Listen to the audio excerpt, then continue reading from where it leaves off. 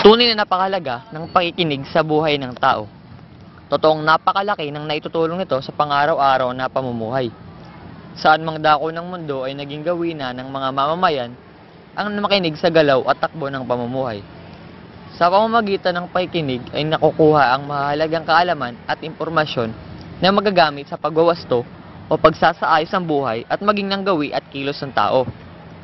Sa pamamagitan ng masinsinang pakikinig ay maunawaan, pag-aaralan at naisasaalang-alang ng isang tao ang damdamin ng kanyang kapwa-tao. Malaki ang maitutulong sa pamumuhay, pag-aaral, tahanan, gawain o profesyon ng pakikinig. Halimbawa na lang sa paaralan. Pagkuha rin ng impormasyon ang nangingibabaw na target sa pakikinig ng mga mag-aaral.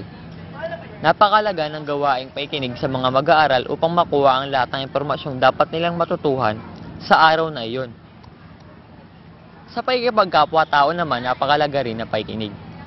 Ang pakikinig sa iyong kapwa ay daan upang bawat isa ay makaunawaan at magkaroon ng mabuting pakikipagkapwa. Madalas na magkaroon ng di pagkakaunawaan dahil lamang sa kawalan ng interes sa pakikinig. Ang tanong, nalilinang ba ang kasanayan ng tao sa pakikinig? Siyempre pa. Tulad ng kasanayan sa pagsalita, ang kasanayan sa pakikinig ay nagpapaunlad din ng gusto.